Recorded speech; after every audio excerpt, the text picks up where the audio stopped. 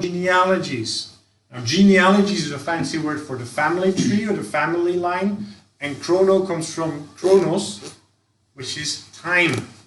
And that's the ones you find in Genesis 5 and 11 that you find so nice to read when you want to fall asleep.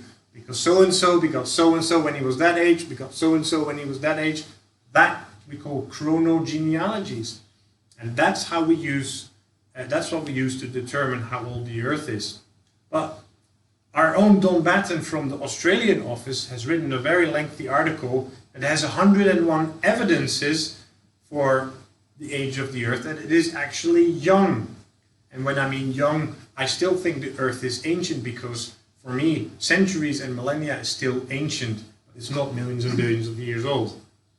But I'm going to underline something there on this article, the introduction. And it says, all ages result from calculations that necessarily involve making assumptions about the past. Okay, so this is evolutionist thinking used against them. It's a very helpful article that you could look up in your own time. Now, I'm going to try and jump a few because I'm waffling on a little bit.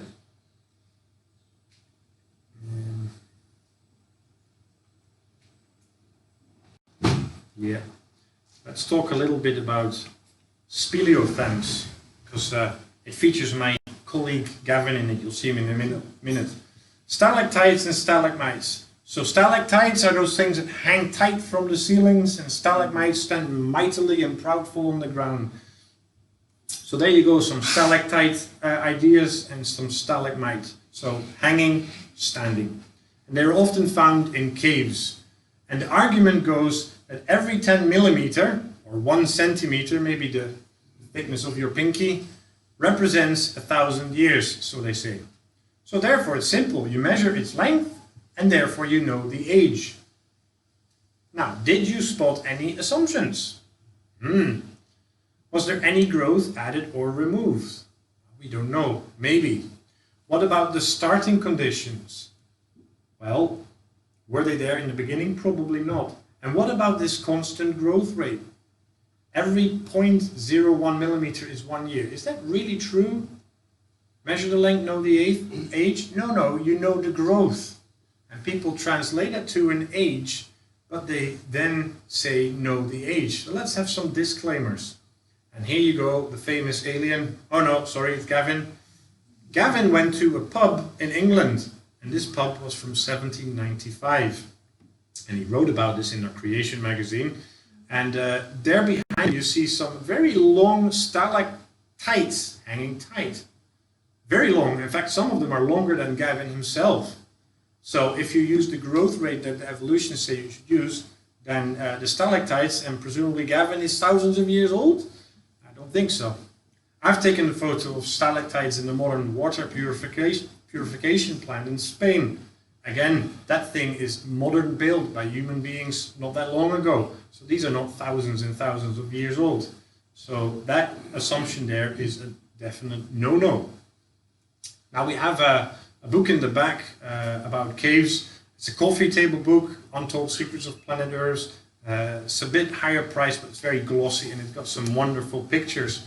I encourage you to look it up because you see some pictures there of a tunnel in Wales near Wrexham, and they have fantastic stalactites as well. But yes, this tunnel was made 1801.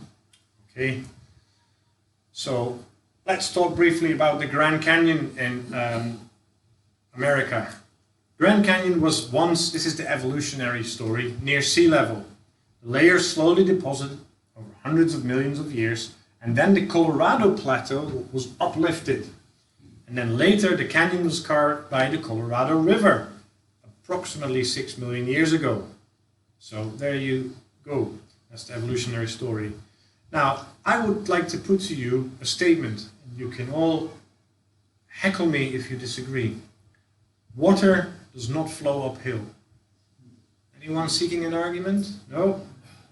Yet, that is what people believe if you look at this picture. Now, this picture is an altitude map of the Colorado River, which is that thing that crawls through the middle of the picture from top right to bottom left.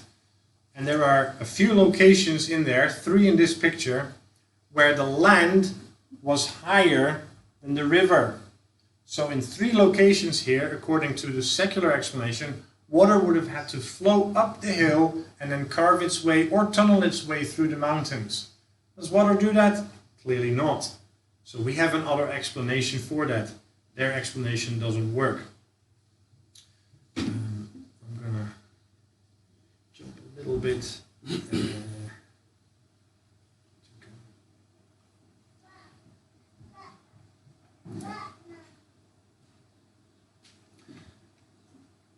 Here's another interesting one.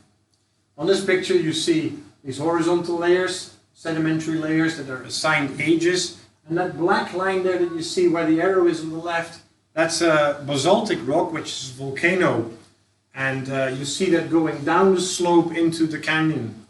And they measured the basaltic rock, and they measured the age of that. Well, they think they measured the age of that. They didn't measure the age. You can't measure age. They measured something, and they came to an age of 1.3 billion years, which meant that that black lava stream or flow was much, much older than the layers that it was flowing over. Does anyone see a problem with that? Was the lava flow suspended in mid-air as the layers accumulated underneath it? No, clearly not. The lava had to flow later, after the layers were laid down and the canyon was eroded. So their measuring doesn't work. Lava cannot flow over the rocks that it covers. Now, the biblical view, of course, for the Grand Canyon is that there was a global flood. And it was a brief period of time, just over a year, that people were in the ark, in Noah's ark. And I want to introduce you to something here. You see a little canyon, and it is literally called that. It is the Little Grand Canyon. That's actually in Mount St. Helens, so that's in Washington State. That was carved by a catastrophic mud flow within a day. Now, okay, granted, it's a 40th the size of the Grand Canyon, so that's why it's Little Grand Canyon. Well, that canyon was carved in less than a day, actually a couple of hours. How do we know? People witnessed this, people photographed this, people were there to measure things.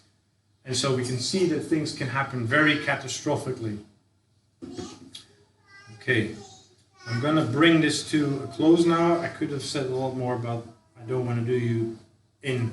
So we're going to come to the closing slides. Remember this slide that I showed you at the beginning? The millions of years, we've been hammering on it. Is that what the Bible teaches? No. Sin of Adam led to death. Let me read you just a few quotes from the Bible. Jesus, speaking to Nicodemus at night, said, "If I've told you of earthly things and you do not believe, how can you believe me if I tell you of heavenly things?" You see, we're spiritually quite inept. We know a few things about earthly things, but we have to learn spiritually. We are spiritually dead. But Jesus is saying, if you can't even believe me about the simple things, how are you going to believe me when it's going to get a bit more meaty? And he said later in John 5, if you believed Moses, you would believe me, for he wrote about me. If you didn't believe his writings, i.e. the Old Testament, the Pentateuch, how would you believe my words? Jesus gave credit to Moses' writings. And Jesus is, of course, the way, the truth, and the life. So, without him, no one comes to the Father.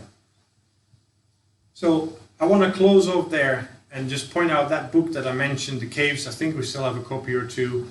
And we have another one that's it's a bit cheaper to take away with you. The Deep Time Deception by Mike Ord. Now, some of the chapters here include, is there room in the Bible for deep time? So, some people like to try and fit the millions of years. Most dating systems give you young ages. The 101 Evidences by Don Batten. Basic Principles of Radiometric Dating. Much better explained perhaps than I did here, because he has a little bit more space and there's multiple problems with dating methods. So I showed you that lava flow that could not have been older than the layers that it flows over. But there are many, many more examples like that we could talk about. And it discusses carbon-14 in a bit more detail. So I've cut it a bit short because it's been a very intense day. Thank you for not falling asleep on me. Remember, if you want to sign up for the magazine,